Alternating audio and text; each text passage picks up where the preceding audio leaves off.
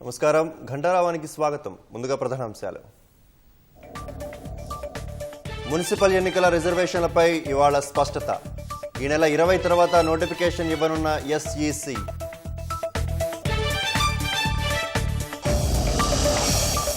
మహబూబ్ నగర్ జిల్లాలో ఇవాళ ముఖ్యమంత్రి పర్యటన. 1464 కోట్లతో ట్రిపుల్ సహా అభివృద్ధి పనులకు శంకుస్థాపనలు. వనదేవతల క్షేత్రంలో రేపు కేబినెట్ భేటీకి సర్కార్ ఏర్పాట్లు. సోమవారం ఆధునీకరించిన గద్దెలను ఆవిష్కరించనున్న సీఎం. వాయుసేన బలోపేతానికి రక్షణ శాఖ చర్యలు. మరో 114 రఫేల్ యుద్ధ విమానాల కొనుగోలుకు ఆమోదం.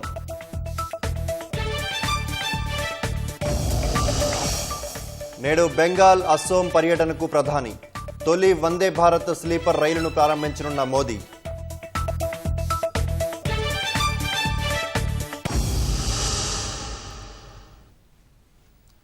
రాష్ట్ర వ్యాప్తంగా మున్సిపల్ చైర్మన్లు, కార్పొరేషన్ మేయర్ల రిజర్వేషన్లు ఇవాళ తేలనున్నాయి. వార్డుల వారీగా రిజర్వేషన్లు కూడా నిర్ణయించనున్నారు. జీహెచ్ఎంసీలోనూ మేయర్ పదవితో పాటు డివిజన్లు ఎవరికి రిజర్వ్ కానున్నాయో ఖరారు కానుంది. రాష్ట్రంలో 121 మున్సిపాలిటీల్లో ఎస్టీలకు 5, ఎస్సీలకు 17, బీసీలకు 38 స్థానాలు రిజర్వ్ చేయనున్నారు. మేయర్ స్థానాల్లో బీసీలకు 3, ఎస్సీ, ఎస్టీలకు 1 చొప్పున కేటాయిస్తారు. పురపాలక, కార్పొరేషన్ ఎన్నికల ప్రక్రియలో భాగంగా ఇవాళ మరో కీలక ఘట్టం పూర్తి కానుంది. Mayor, corporator, municipal chairman, councillor స్థానాల రిజర్వేషన్లను ఇవాళ ప్రకటించనున్నారు. ఎస్సీ, ఎస్టీ, బీసీ, మహిళ, జనరల్ రిజర్వేషన్ల స్థానాల సంఖ్యను పురపాలక శాఖ ఈ నెల 14న ఖరారు చేసింది. ఎస్సీ, ఎస్టీలకు 2011 జనాభా లెక్కల ప్రకారం, బీసీలకు డెడికేటెడ్ కమిషన్ సిఫార్సుల మేరకు రిజర్వేషన్ల సంఖ్యను ఖరారు చేశారు. రాష్ట్రంలోని 121 మున్సిపాలిటీల చైర్పర్సన్ స్థానాల్లో జనరల్ కేటగిరీకి 30, జనరల్ మహిళకు 31 కేటాయించారు. ఎస్టీ జనరల్కు 3, ఎస్టీ మహిళకు 2, ఎస్సీ జనరల్కు 9, ఎస్సీ మహిళకు 8 స్థానాలు కేటాయించారు. బీసీ జనరల్కు 19, బీసీ మహిళకు 19 స్థానాలు రిజర్వ్ చేశారు. జీహెచ్ఎంసీ సహా 10 మేయర్ స్థానాల్లో జనరల్ కేటగిరీకి 1, జనరల్ మహిళకు 4 ఖరారు చేశారు. బీసీ జనరల్కు 2, బీసీ మహిళకు 1, ఎస్సీ జనరల్, ఎస్టీ జనరల్ కేటగిరీలకు 1 చొప్పున కేటాయించారు. ఏ మున్సిపాలిటీ, కార్పొరేషన్, వార్డు ఎవరికి రిజర్వ్ అవుతుందనే ప్రక్రియను ఇవాళ నిర్వహిస్తారు. మున్సిపల్ వార్డుల రిజర్వేషన్లను కలెక్టర్లు ఖరారు చేసి గెజిట్ ఇస్తారు. జీహెచ్ఎంసీ డివిజన్ల రిజర్వేషన్లను కమిషనర్ నిర్ణయిస్తారు. జీహెచ్ఎంసీ సహా 10 కార్పొరేషన్ల మేయర్లు, రాష్ట్రంలోని 121 మున్సిపల్ చైర్మన్ల స్థానాల రిజర్వేషన్లను రాష్ట్ర పురపాలక శాఖ కమిషనర్ ప్రకటిస్తారు. మహిళా రిజర్వేషన్లను రాజకీయ పార్టీల సమక్షంలో లాటరీ ద్వారా ఖరారు చేస్తారు. ఇవాళ రిజర్వేషన్లు ఖరారు చేసిన తర్వాత మున్సిపల్ ఎన్నికలపై ఆదివారం క్యాబినెట్లో తుది నిర్ణయం తీసుకునే అవకాశం ఉంది. మున్సిపల్ ఎన్నికలకు సిద్ధమంటూ రాష్ట్ర ఎన్నికల సంఘానికి ప్రభుత్వం నివేదిక ఇవ్వనుంది. ఈ నెల 20వ తేదీ నుంచి ఎప్పుడైనా పురపోరుకు నోటిఫికేషన్ విడుదలయ్యే అవకాశం ఉంది.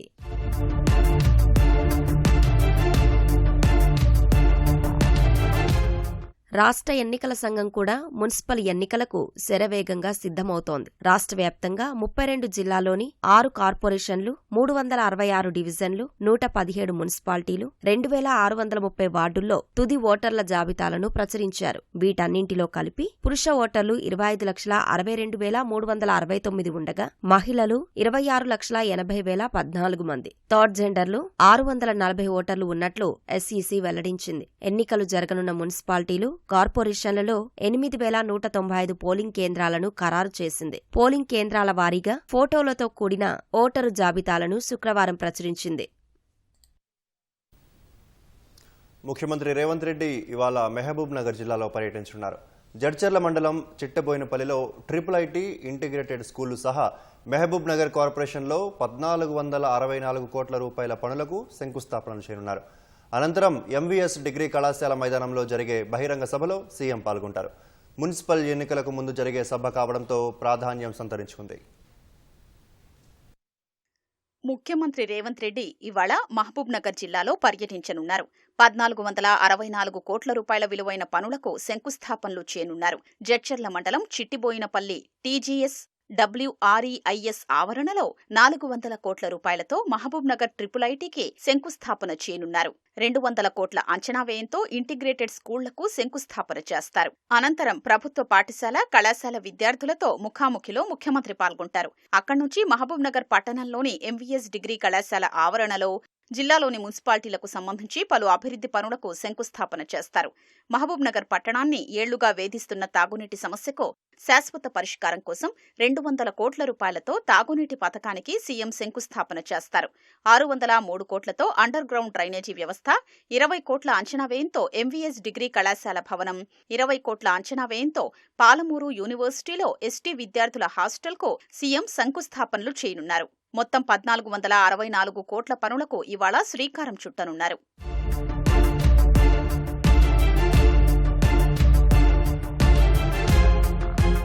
గత పాలకులు 10 ఏళ్లు పాలమూరు జిల్లాను పట్టించుకోలేదని, కానీ ప్రస్తుత ముఖ్యమంత్రి జిల్లాకు ఏదడిగినా కాదనకుండా ఇస్తున్నారని ఎమ్మెల్యే మధుసూదన్ రెడ్డి అభిప్రాయపడ్డారు. ఈ అభివృద్ధి పనులతో మహబూబ్నగర్ పట్టణం వేగంగా అభివృద్ధి చెందుతుందని ఎమ్మెల్యే శ్రీనివాసరెడ్డి ఆశాభావం వ్యక్తం చేశారు. ముఖ్యమంత్రి సభ ఏర్పాట్లను మంత్రి వాకిటి శ్రీహరి, ఎమ్మెల్యేలు అనిరుద్ రెడ్డి, మధుసూదన్ రెడ్డితో కలిసి ఎన్ఎం శ్రీనివాసరెడ్డి పరిశీలించారు. 1400 కోట్ల రూపాయల శంకుస్థాపన కేవలం మహబూబ్ నగర్ కార్పొరేషన్కు సంబంధించిన పనులను చేస్తున్నాడంటే ఈ మట్టి మీద, ఈ నగరం మీద, ఈ ఉమ్మడి జిల్లా మీద మన ముఖ్యమంత్రి గారికి ఉన్న అమితమైన అనురాగం, వాత్సల్యం, ప్రేమ కనబడతా ఉంది. ప్రతి ఒక్కరికి కూడా అండర్ గ్రౌండ్ డ్రైనేజ్ సౌకర్యం కల్పించాలన్న ఉద్దేశంతో 603 కోట్ల రూపాయలతోటి భూగర్భ డ్రైనేజ్ వ్యవస్థను శాంక్షన్ చేయించి ఈరోజు శంకుస్థాపన కోసం సభ పెట్టుకొని శంకుస్థాపన చేయబోతా ఉన్నాడు. గతంలో మీరు చూసింటారు, గతంలో ఉన్న మాజీ మంత్రులు కానీ మాజీ ఎమ్మెల్యేలు కానీ వాళ్ళు దేంట్లో పోటీ పడ్డారంటే ఆస్తుల సంపాదనలో పోటీ పడ్డారు. అరే వానికి 100 ఎకరాలు ఉంటే నాకు 100 ఎకరాల ఫామ్ హౌస్ వాళ్ళని పోటీ పడ్డారు. కానీ ఈరోజు మేమందరము అభివృద్ధి విషయంలో పోటీ పడతా ఉన్నాం. ఏది అడిగినా కాదనకుండా ఈరోజు పాలమూరుకు ఈరోజు ముఖ్యమంత్రి గారు సాయం అందిస్తూ ఉన్నారు. అభివృద్ధి కార్యక్రమాలకు శంకుస్థాపనకు వస్తూ ఉన్నారు. ఖచ్చితంగా ప్రతి సంవత్సరం 20,000 కోట్ల రూపాయలు నేను పాలమూరు జిల్లా కోసం కేటాయిస్తాను. ఎందుకంటే గతంలో పాలమూరును పూర్తిగా నిర్లక్ష్యానికి గురి చేశారు గత పాలకులు. గ్రౌండ్ అయ్యే విధంగా కూడా మా ముఖ్యమంత్రి గారు మాతో సమీక్ష చేస్తా ఉన్నారు.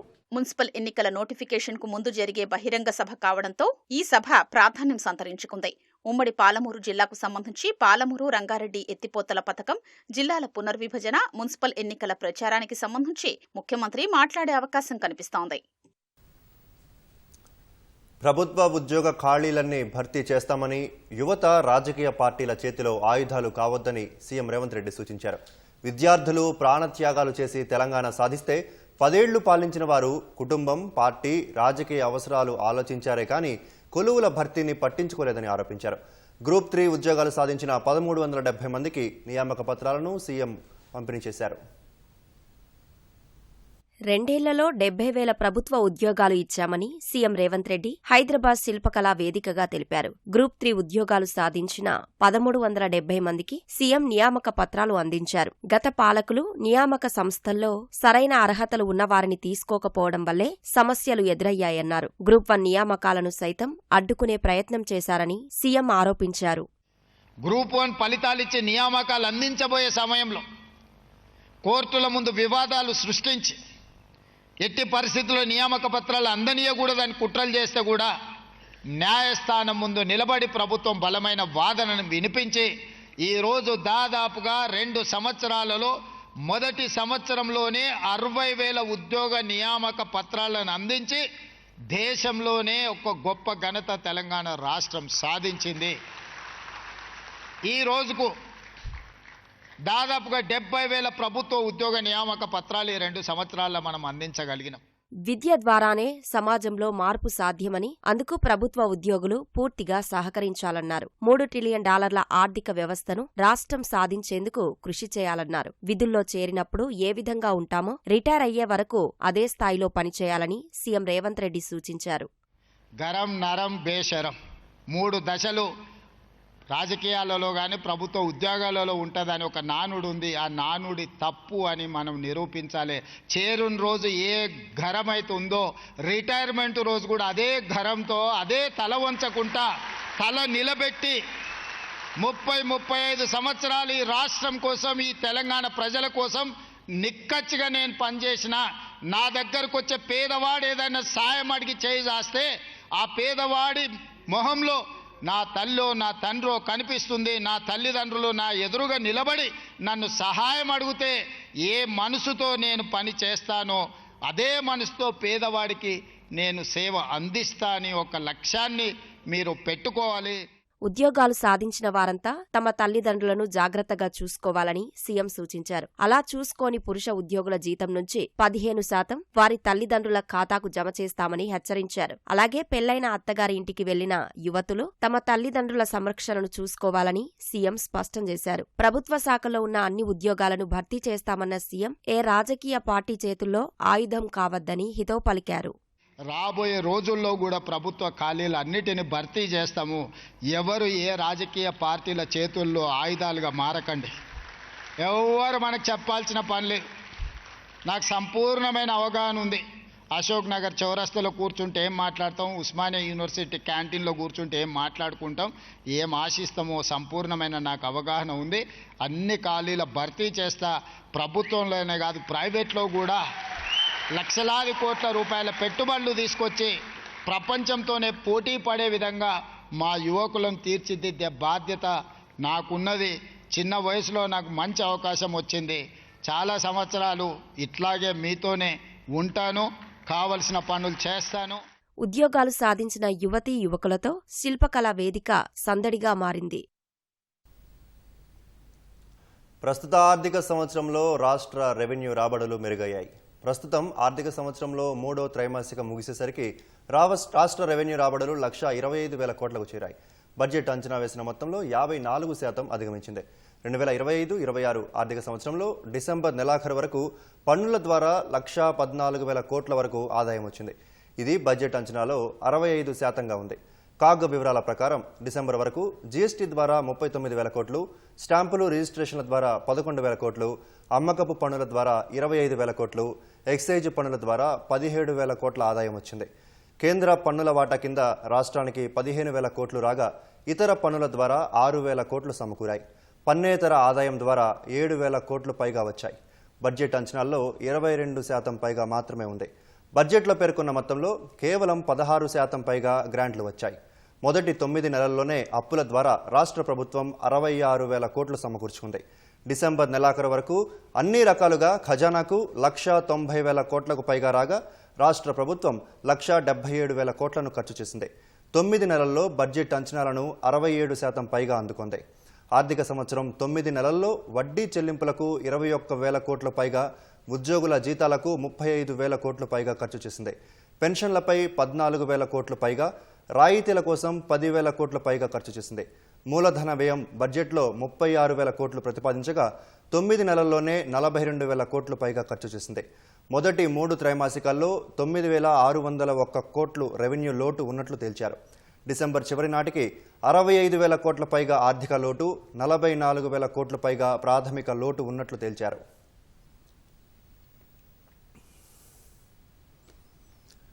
మేడారం భక్తజన సంద్రంగా మారింది. సంక్రాంతి సెలవులు ముగియనుండటంతో భక్తులు భారీగా తరలివచ్చి ముందస్తు మొక్కులు చెల్లించుకున్నారు. మహాజాతరలో వైద్య సేవలు అందించేందుకు ఆరోగ్య శాఖ పూర్తి స్థాయిలో సన్నద్ధమైంది. మరోవైపు ఆదివారం సీఎం రేవంత్ రెడ్డి పర్యటన కోసం అధికారులు పటిష్ట ఏర్పాట్లు చేస్తున్నారు. తెలంగాణ కుంభమేళాగా పేరొందిన మేడారం మహాజాతర సమీపిస్తోంది. ఈ నెల 28 నుంచి 4 రోజుల పాటు మహాజాతర అంగరంగ వైభవంగా జరగనుంది. మాఘమాసం పౌర్ణమి వెలుగుల్లో వనం వీడి జనం మధ్యకు వచ్చే వనదేవతల దర్శనాలకు యావత్తు భక్తకోటి ఎదురుచూస్తోంది. మహాజాతర ఇంకా 10 రోజులుండగానే మేడారం భక్తులతో కిటకిటలాడుతోంది. వేలాదిగా వాహనాలు, ఆర్టీసీ బస్సుల్లో భక్తులు మేడారానికి చేరుకోవడంతో పరిసరాలు జనసంద్రాన్ని తలపిస్తున్నాయి.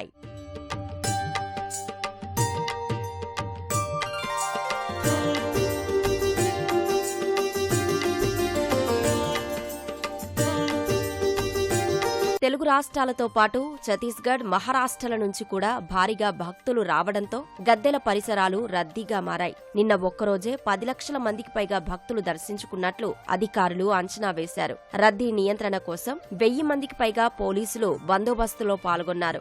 జంపన్న వాగులో పుణ్యస్నానాలు చేసి గద్దెలను దర్శించుకుంటున్నారు. ఆలయ అభివృద్ధి పనుల్లో భాగంగా గద్దెలు విస్తరించడంతో సాఫీగా దర్శనాలు చేసుకుంటున్నారు. తల్లులను దర్శించుకొని పసుపు, కుంకుమ, చీర, సారే, నిలువెత్తు బంగారం సమర్పించుకొని మొక్కులు చెల్లించుకుంటే కోరిన కోరికలన్నీ తీరుతాయని భక్తులు చెబుతున్నారు. మార్నింగ్ వచ్చామండి మేము ఇక్కడ టెంపుల్కి. ఫస్ట్ టైం రావడం మేము ఫస్ట్ టైం వచ్చినా కూడా చాలా బాగుంది. మాకు దర్శనం అది కూడా చాలా బాగా జరిగింది. అమ్మవారిని బాగా చూసాము. బోలెడంత బంగారం ఇచ్చారు. చాలా హ్యాపీ అండి. నేను చాలా చిన్నప్పటి నుంచి వచ్చేదాన్ని. అప్పుడు ఎడ్ల బండ్ల మీద వచ్చేటోళ్ళం. ఇప్పుడు వాహనాలు తీరుబట్టి మేము కార్లలో, ట్రాక్టర్లలో వస్తున్నాం. ఇప్పుడు చాలా అభివృద్ధి చెందింది మేడారం. మాకు చాలా సంతోషంగా ఉంది. కోరికలన్నీ నెరవేరుతున్నాయి. అందుకే మాకు సంతోషంతో వస్తున్నాం మేము. నేను ఇక్కడికి ఇది ఒక 5th టైం కావచ్చు. లాస్ట్ టైం రాకుండే. చిన్నప్పటి నుంచి ప్రతి ఇయర్ 2 yearsకి ఒకసారి వస్తూ ఉంటాను. MBBS సీట్ రావాలి, మంచి చదువుకోవాలి, అట్లా అనుకున్నా. అన్ని నెరవేరినాయి. ఇక్కడికి వచ్చినాక చాలా హ్యాపీగా ఉంది. మేము హైదరాబాద్ నుంచి వచ్చినాము. ప్రతిసారి మేడారం జాతరకి ఇలా ఎత్తు బంగారాలతోటి ఫ్యామిలీ అంతా వచ్చి మేము దర్శనం చేసుకుంటా ఉంటాము. సో జంపన్న వాగులో స్నానం చేయడము, ఇలాగ దర్శనానికి రావడము, అమ్మవారి దగ్గర దర్శించుకొని మాకు చాలా మంచిగా అనిపిస్తూ ఉంటుంది. మాకు చాలా మంచి జరుగుతూ ఉంటుంది మేడారం జాతరకు వస్తే. అందుకే ఎవ్రీ ఇయర్ ఎత్తు బంగారంతో వస్తాం. మేడారం ప్రతి సంవత్సరం వస్తాం మేము. అంత బాగుంది. ప్రతిసారి కంటే ఈసారి బాగా చేసిండ్రు. బాగుంది. సంతోషం. బాగుంది ఈసారి. అభివృద్ధి పనుల ప్రారంభోత్సవానికి ముఖ్యమంత్రి రేవంత్ రెడ్డి రేపు సాయంత్రం మేడారానికి విచ్చేయనున్నారు. సోమవారం ఉదయం గద్దెలను ఆవిష్కరిస్తారు. రేపు సాయంత్రం జరిగే కేబినెట్ భేటీ కోసం మంత్రులు అంతా మేడారానికి రానున్నారు. సీఎం పర్యటన ఏర్పాట్లను మహిళా శిశు సంక్షేమ శాఖ మంత్రి సీతక్క పరిశీలించారు. ముఖ్య అతిథుల కోసం ఏర్పాటు చేస్తున్న హెలిప్యాడ్ స్థలాన్ని, టెంట్ సిటీ, సాంస్కృతిక కార్యక్రమాల సభా ప్రాంగణాన్ని, క్యూలైన్స్ షెడ్స్, మీడియా టవర్ నిర్మాణాలను, ప్రధాన ఆర్చి ఫ్లోరింగ్ పనులను పరిశీలించారు. ఏర్పాట్లు త్వరగా పూర్తి చేయాలని అధికారులను ఆదేశించారు.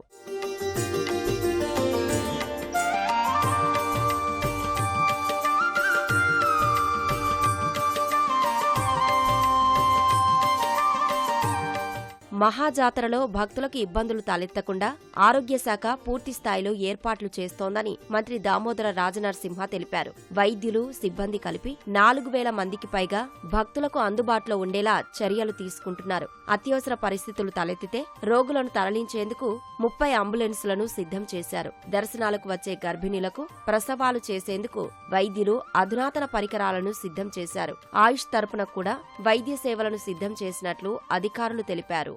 మెడికల్ క్యాంప్స్ దీనికోసం ప్రిపరేషన్ ఎప్పటి నుంచి అంటే గత December 25th నుండే ఈ క్యాంప్స్ పెట్టుకోవడం జరుగుతుంది. పర్ డే 3 క్యాంప్స్ చొప్పున ఇవాటి వరకు మేము క్యాంప్స్ పెడుతున్నాము. పబ్లిక్ ఎక్కువ పెరుగుతుంటారు. క్యాంప్స్ పెంచుకుంటూ పోతా ఉన్నట్టు 27, 28, 29, 31 మాత్రము పెరిఫెరల్ క్యాంప్స్ ఒక 30 క్యాంప్స్ పెడుతున్నాం డిఫరెంట్ ప్లేసెస్ లో.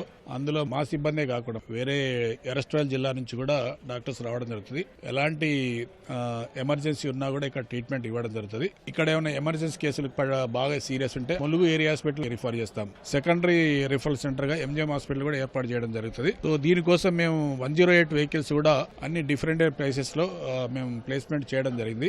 40 బైక్ అంబులెన్స్లు డిఫరెంట్ డిస్ట్రిక్ట్స్ నుండి తెచ్చుకోవడం జరుగుతుంది. ఇవి కూడా డిఫరెంట్ క్యాంప్స్లలో కూడా ప్లేస్మెంట్ చేసి ఎవరికైనా ఎమర్జెన్సీ ఉంటే షిఫ్ట్ చేయడానికి కూడా వాడుతున్నాము. ఆయుష్ డైరెక్టర్ గారు, రీజనల్ డిప్యూటీ డైరెక్టర్ గారి ఆదేశాల మేరకు January 6th నుంచి ఆయుష్ డిపార్ట్మెంట్ క్యాంప్స్ పెట్టడం జరుగుతుంది టీటీడీ కళ్యాణ మండపం మేడారంలో. దీనికోసం మేము స్పెషల్ గా ఆ డైరెక్టర్ గారి ఆదేశాల మేరకు మెడిసిన్స్ కూడా ప్రొక్యూర్ చేస్తున్నాము. రెగ్యులర్ అండ్ కాంట్రాక్ట్ బేసిక్ డాక్టర్లను క్యాంప్ కోసం స్పెషల్ గా డిప్యూట్ చేశాము. ప్రతిరోజు ఒక డిఫరెంట్ డిస్పెన్సరీ నుంచి డాక్టర్లు వచ్చి సేవలు అందిస్తున్నారు. మేడారం మహాజాతరకు తరలివచ్చే లక్షలాది భక్తులకు ఎలాంటి అసౌకర్యాలు ఏర్పడకుండా అధికారులు ఎప్పటికప్పుడు ప్రత్యేక చర్యలు తీసుకుంటున్నారు. సంప్రదాయానికి భిన్నంగా హైదరాబాద్లో కాకుండా మేడారంలో రాష్ట్ర మంత్రివర్గం సమావేశం కాబోతున్నది. రేపు సాయంత్రం 5 గంటలకు మేడారంలోని హరిత హోటల్లో కేబినెట్ జరుగుతుందని సిఎస్ రామకృష్ణరావు వెల్లడించారు. ముఖ్యమంత్రి రేవంత్ రెడ్డి అధ్యక్షతన మేడారం వేదికగా జరగనున్న కేబినెట్ భేటీలో పలు కీలక అంశాలపై చర్చ జరిగే అవకాశం ఉంది.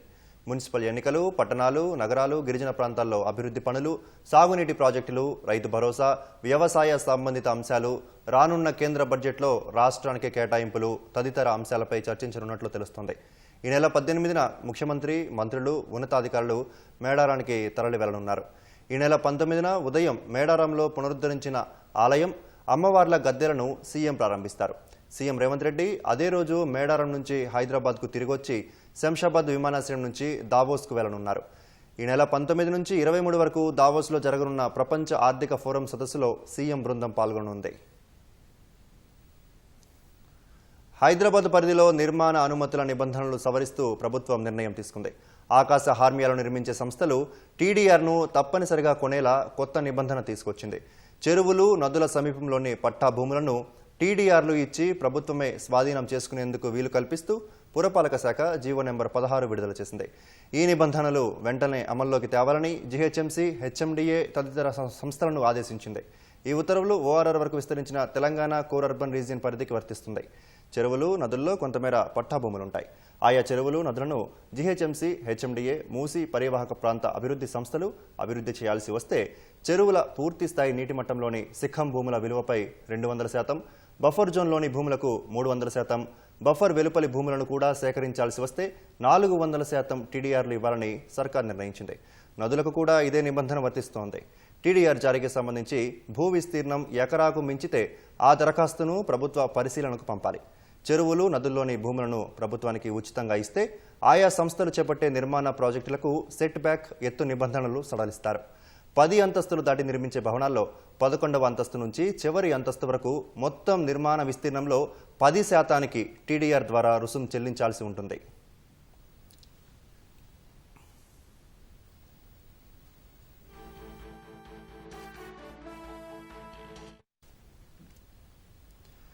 స్కూల్లో చదువు చెప్పి వదిలేకుండా విద్యార్థి దశలోనే మొక్కల పెంపకంపై అవగాహన కల్పిస్తున్నారు. కరీంనగర్ జిల్లాలోని ప్రభుత్వ పాఠశాలల్లో పర్యావరణ పరిరక్షణే ధ్యేయంగా కిచెన్ గార్డెన్లను ఏర్పాటు చేశారు. ప్రభుత్వ బడుల్లో ఉన్న ఖాళీ స్థలాల్లో ఎలాంటి రసాయనాలు వాడకుండా కూరగాయలు పండించి వాటిని మధ్యాహ్న భోజనంలో ఉపయోగిస్తున్నారు.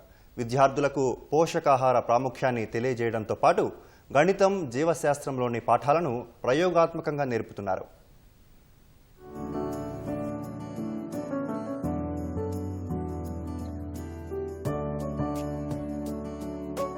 పుస్తకాల్లో ఉన్నది బట్టి పట్టి నేర్చుకుంటే పరీక్ష పూర్తయ్యే వరకు గుర్తుంటుంది. కానీ ప్రయోగాత్మకంగా నేర్చుకునే చదువు జీవితాంతం గుర్తుంటుంది. అంతేకాదు, నేర్చుకున్న ప్రతిదీ నిజ జీవితంలోనూ ఉపయోగపడుతుంది. ఇదే తారక మంత్రంగా కరీంనగర్ జిల్లాలోని ప్రభుత్వ పాఠశాలల ఆవరణలో కిచెన్ గార్డెన్లు ఏర్పాటు చేశారు. పాఠ్యాంశాలకు అనుసంధానిస్తే మరింత ప్రయోజనకరంగా ఉంటుందన్న లక్ష్యంతో జిల్లా collector Pamela Satpathy vitamin gardens ను సరికొత్త ఆకృతుల్లో తీర్చిదిద్దారు.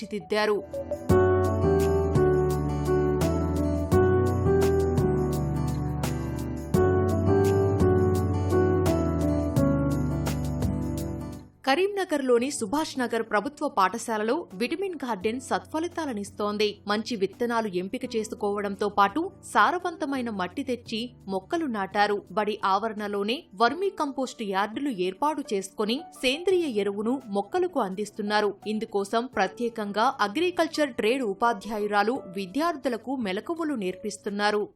ఇట్లా చేయడం వల్ల పంటలు బయట ఆర్గనైజ్ చేసే వాళ్ళు రసాయనాలు కాకుండా ఇది మంచి సీడ్స్ పెట్టి పండిస్తున్నాము. ఇది మేము మిడ్ డే మీల్స్లో కూడా వాడుతున్నాము. ఇట్లా చేయాలంటే ప్లేస్ ఉండదు సిటీ కాబట్టి స్కూల్లో ఈ ప్లేస్ని మేము సెలెక్ట్ చేసుకొని ఇది చేస్తున్నాము. ఆర్గానిక్గా ఫామ్ చేస్తున్నాం మా స్కూల్లో. మీరు కూడా అట్లనే ఇవ్వండి డాడీ, మనకి హెల్త్ వస్తుందని కూడా మేము ఇప్పుడు చెప్తున్నాం. ఆర్గానిక్ ఫామ్ వల్ల మనకి ఎన్నో యూజెస్, అవి మనం ఒక్కోళ్ళకే కాదు అందరికీ చెప్పాలి. జిల్లాలోని ప్రాథమిక, ఉన్నత, కస్తూరిబా మోడల్ పాఠశాలల్లో ఏర్పాటు చేసిన విటమిన్ గార్డెన్ల ద్వారా పండించిన కూరగాయలను మధ్యాహ్న భోజనంలోనూ ఉపయోగిస్తున్నారు. గణితంలో వచ్చే చతురస్రం, దీర్ఘ చతురస్రం, వృత్తం, త్రిభుజం, రాంబస్ వంటి ఆకృతులతో మడులు ఏర్పాటు చేసి మొక్కలు నాటారు. దీనివల్ల విద్యార్థులు సంబంధిత ఆకారాలు గుర్తుంచుకోవడం, మొక్కలు నాటడం, సంరక్షించడం వంటివి ప్రత్యక్ష అనుభవం ద్వారా నేర్చుకోగలుగుతున్నారని ఉపాధ్యాయులు తెలిపారు.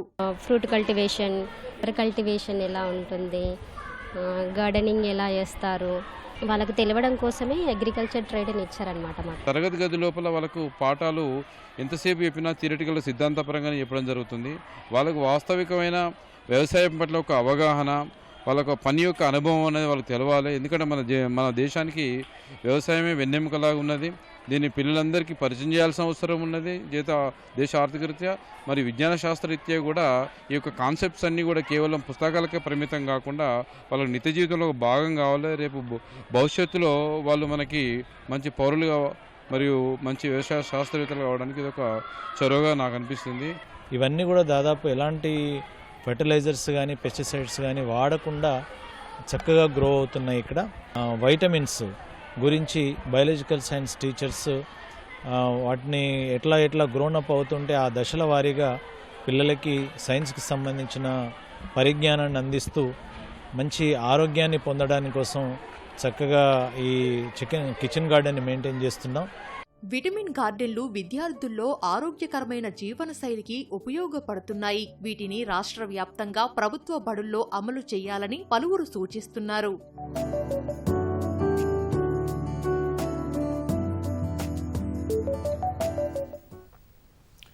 భారత్ మరో 114 రఫేల్ యుద్ధ విమానాలను కొనుగోలు చేయనుంది.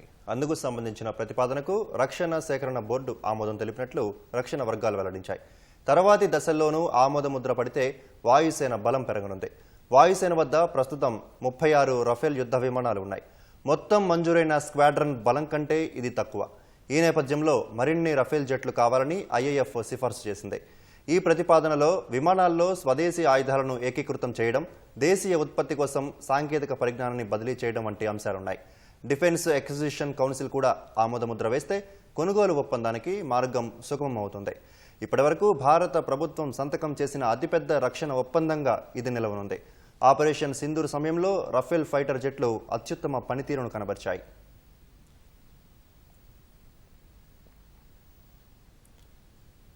ప్రధాని నరేంద్ర మోదీ నేటి నుంచి 2 రోజుల పాటు పశ్చిమ బెంగాల్, అస్సోంలలో పర్యటించనున్నారు. ఈ పర్యటనలో పలు అభివృద్ధి పనులను ప్రధాని ప్రారంభిస్తారని ప్రధానమంత్రి కార్యాలయం ఓ ప్రకటనలో వెల్లడించింది. తొలుత బెంగాల్లోని మాల్డా వెళ్లనున్న మోదీ హౌరా, గువాహటి మధ్య నడిచే తొలి వందే భారత్ స్లీపర్ రైలు, 7 అమృత్ భారత్ రైళ్లను ప్రారంభిస్తారు.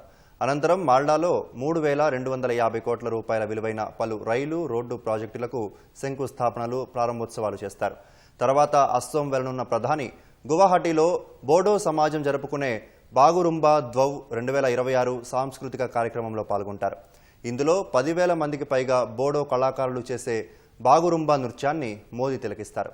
తర్వాత నాగవ్ జిల్లాలోని కలియాబోర్లో 6,950 కోట్ల రూపాయలతో చేపట్టే కజిరంగా ఎలివేటెడ్ కారిడార్ ప్రాజెక్టుకు భూమి పూజ చేస్తారు. అనంతరం గువాహటి, రోహ్తక్, దిబ్రూఘడ్, లక్నో మధ్య నడిచే 2 అమృత్ భారత్ రైళ్లను ప్రధాని ప్రారంభిస్తారు.